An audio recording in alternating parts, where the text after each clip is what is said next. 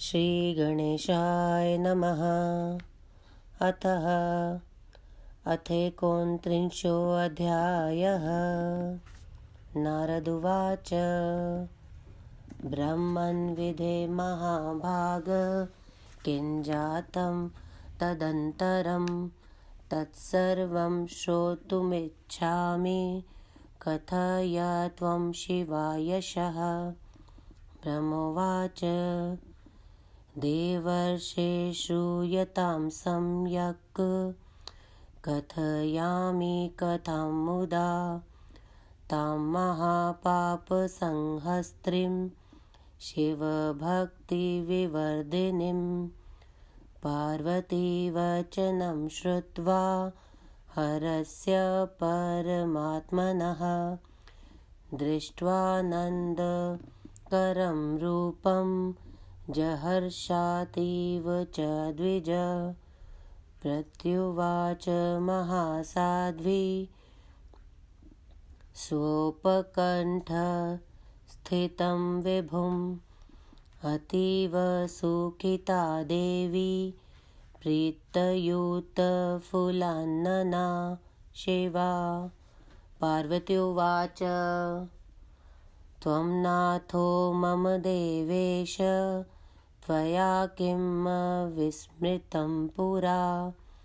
दक्षयज्ञविनाशं हि यदर्थं कृतवान् हठात् स त्वं साहं समुत्पन्ना मेनायां कार्यसिद्धये। देवानां देवदेवेश तारकापथ सुखात्मनां यदि प्रसन्नो देवेश करोषि च कृपां यदि। पतिर्भव ममेशान मम वाक्यं कुरु प्रभो।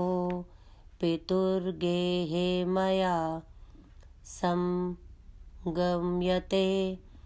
त्वदनुज्ञया। प्रसिद्धं क्रियतां तद्वे विशुद्धं परमं यशः। गन्तव्यं भवता नाथ हिमवत् पार्श्ववर्तः प्रभो। याचस्व मां ततो भिक्षुर्भूत्वा लीलाविशारदः। तथा त्वया प्रकर्तव्यं लोकेषु ख्यापयन् यशः। पितुर्मे सफलं सर्वं कुरुष्वेवं गृहाश्रमम्।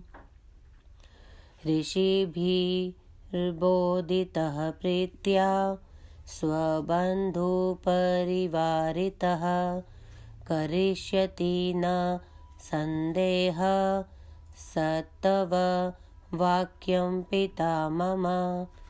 दक्षकन्यापुराहं वै पित्रा दत्ता तदा तव।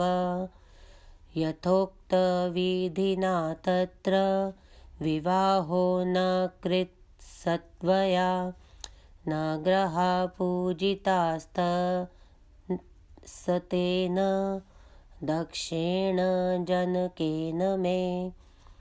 ग्रहाणां विषयस्तेन सच्छिद्रोऽयं महान्भूत। तस्माद्योक्तविधिना कर्तुमर्हसि मे प्रभो। विवाहं त्वं महादेव देवानां कार्यसिद्धये। विवाहस्य यथारीति कर्तव्या सा तथा ध्रुवं। जानातु हिमवान् सम्यक् कृतं पुत्रया शुभं तपः। ब्रह्मोवाच इत्येवं वचनं श्रुत्वा सुप्रसन्नः सदाशिवः। प्रोवाच वचनं प्रीत्या गिरिजां प्रहसन्निव। शिव उवाच शृणु देवी महेशानि परमं वचनं मम। यथोचितं सुमाङ्गल्यमविकारी तथा कुरु। ब्रह्मादिकानि भूतानि स्वनित्यानि वरानने। दृष्टं यत्सर्वमेतद्नश्वरं विद्विभामिनि। एको नेतवमापन्नो निर्गुणो हि गुणान्वितः। स्वज्योत्स्नयायो विभाति परज्योत्सनान्वितो भवतः। स्वतन्त्रः परतन्त्रस्व त्वया देवी कृतोऽहमहम्।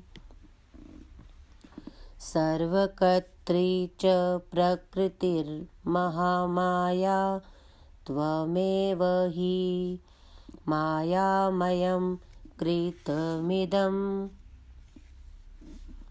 च जगत् समग्रं सर्वात्मना हि विधत्तं परया स्वबुद्धया। सर्वात्मभिः सुकृतिभिः परमात्मं भाव्ये। संसक्तमात्मनि परिवेष्टि तशवः। के ग्रहा के ऋतुगणा के वान्येऽपि त्वया ग्रहा। किमुक्तं चाधुना देवी शिवाय वरवर्णिनि। गुणाकारे प्रभेदेन वाभ्यां प्रादुर्भव कृता। भक्तहेतोर्जगत्यस्मिन् भक्तवत्सलभावतः। त्वं हि वै प्रकृतिसूक्ष्मा रजः सत्त्वमयि। व्यापारदक्षा सततं सगुणा निर्गुणापि च। सर्वेषामिह भूतानामहमात्मा सुमध्यमे निर्विकारी निरीहस्व।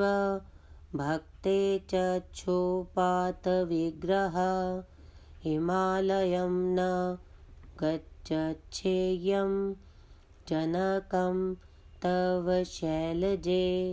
ततः सत्त्वां भिक्षुको भूत्वा न याचेयं कथंचन।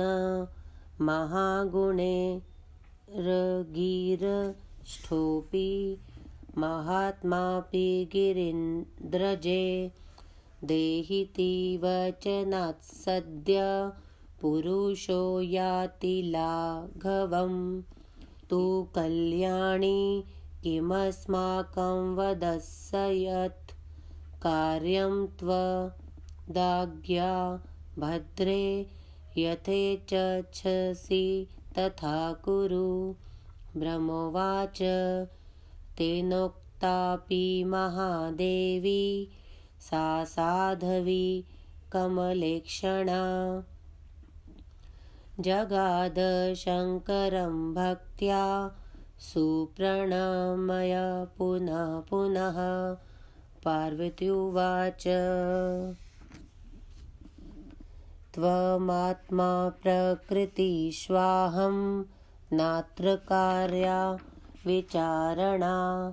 स्वतन्त्रो भक्तवशगो निर्गुणो सगुणावपि। प्रयत्नेन त्वया शम्भो कार्यं वाक्यं मम प्रभो। याचस्व मामहिमगिरे सौभाग्यं देहि शङ्कर। कृपां कुरु महेशान त्वभक्तास्मि नित्यश त्वपत्नी सदा नाथ हाहं जन्मनि जन्मनि त्वं ब्रह्मा परमात्मा हि निर्गुणः प्रकृते परः निर्विकारी निरीहस्व स्वतन्त्रः परमेश्वरः तथापि सगुणोऽपीह भक्तो द्वारपरायणः विहारी स्वात्मनि रतो नानालीलाविशारदः सर्वथा त्वामहं जाने महादेव महेश्वर किमुक्तेन च सर्वज्ञ बहुनाहि दयां कुरु विस्तारय यशो लोके कृत्वा लीलां महाद्भुतां यत्सु गीये जनानाथ जसोत्तीर्णा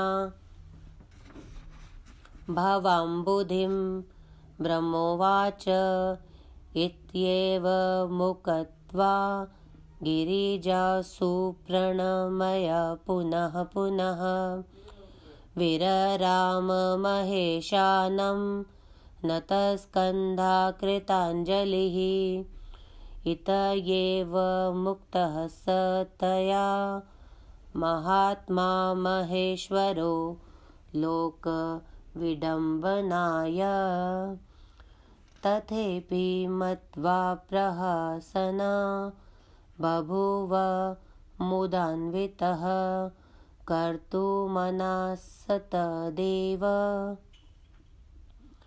ततोहानतहृतः शम्भुर्बभूव सुप्रहर्षितः कैलासं प्रययो काल्या विरहाकृष्टमानसः तत्र गत्वा महेशानो ननद्याभियः स उज्जीवान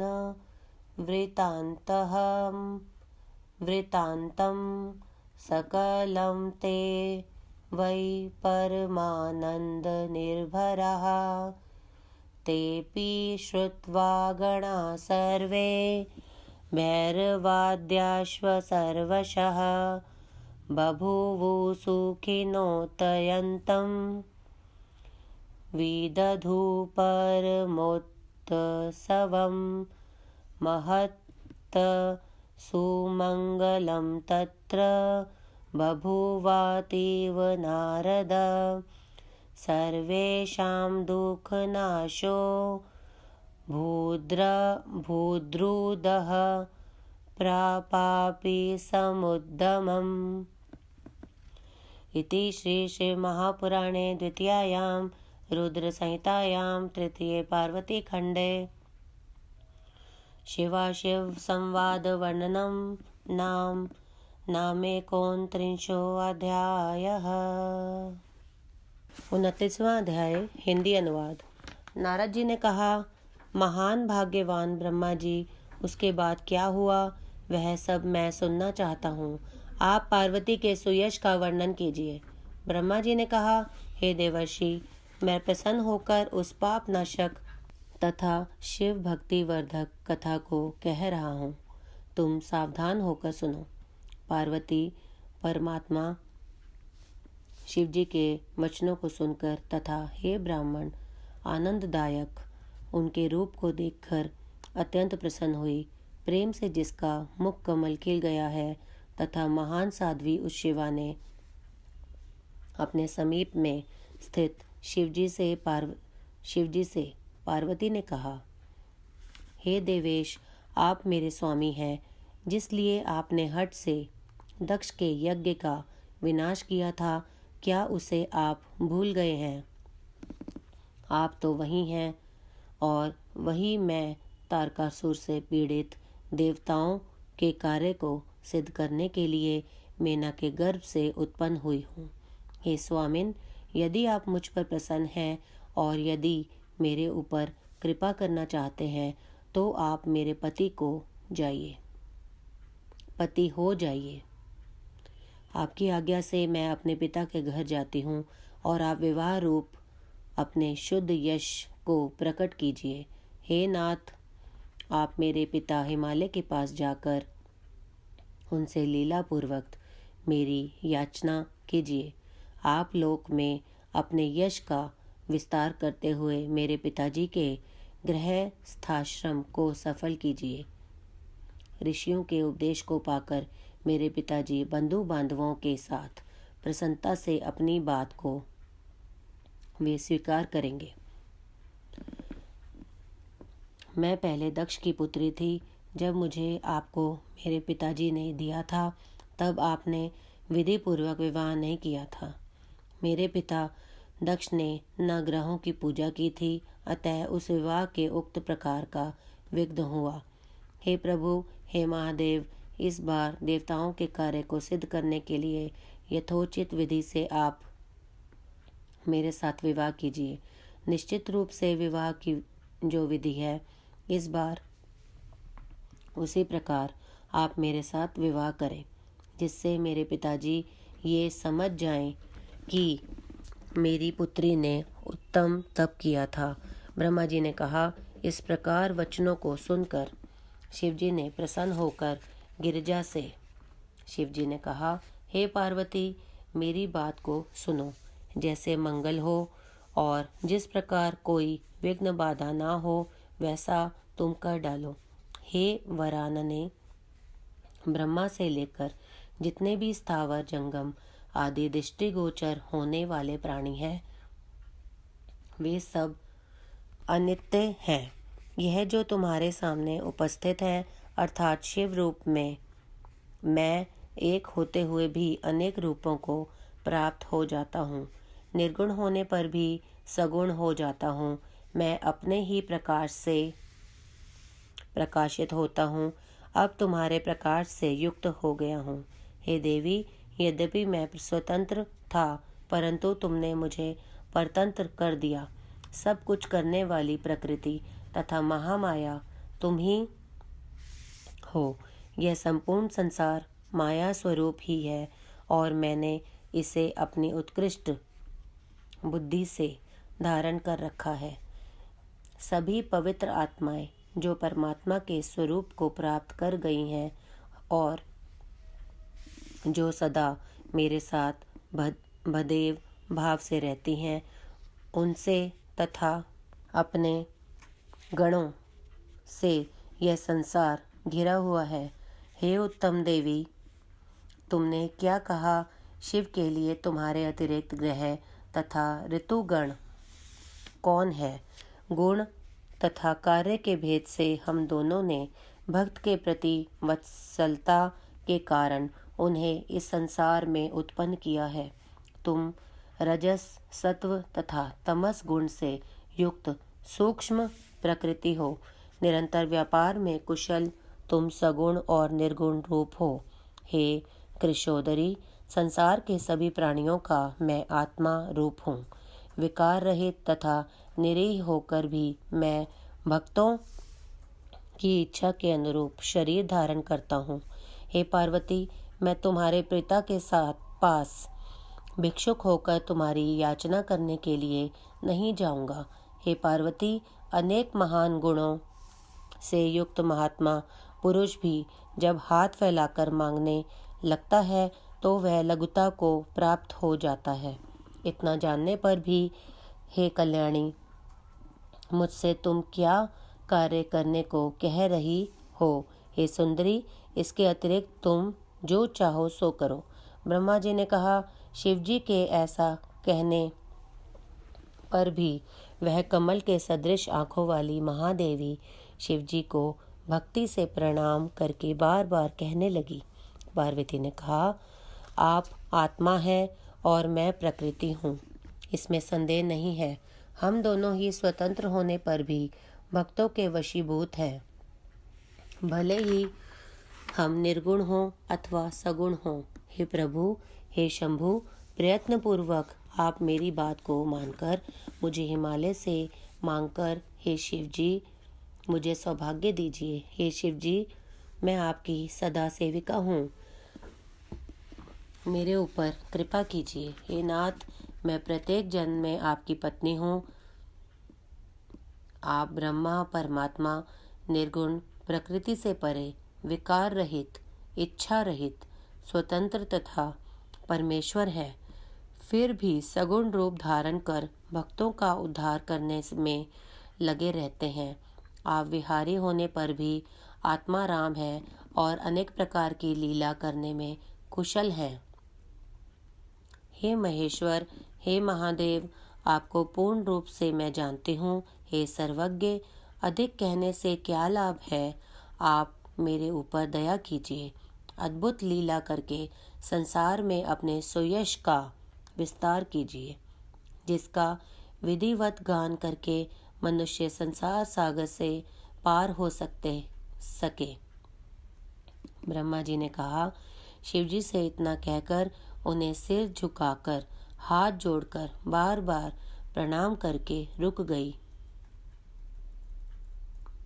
इस प्रकार पार्वती के कहने पर वे महात्मा शिवजी संसार को विडंबित करने के लिए अच्छा मैं ऐसा ही करूँगा कहकर वैसा ही करने को उद्यत हो गए। उसके बाद प्रसन्न होकर शिवजी अंतर्ध्यान होकर काली के विरह से आकृष्ट चित्त होकर कैलाश को चले गए। वहां जाकर शिवजी ने नंदी आदि से वह समाचार कहा। वे भी आनंद मग्न हो गए। उसके बाद भैरव आदि सभी गण उसे सुनकर सुखी हुए और उन्होंने प्रारंभ उत्सव मनाया। हे ब्रह्मर्षि नारद, वहाँ अत्यंत मंगल हुआ, सबके दुखों का नाश हुआ और शिवजी को भी प्रसन्नता हुई। इस प्रकार परम माहेश्वर पंडित तारादत्त त्रिपाठी के पुत्र डॉक्टर ब्रह्मानंद त्रिपाठी द्वारा रचित शिवाटिका टिप्पणी आदि से संवलित शिव महापुराण में शिवा शिव संवाद वर्णन नाम 29वां अध्याय समाप्त। ओम नमः शिवाय। शिवजी सदा सहाय।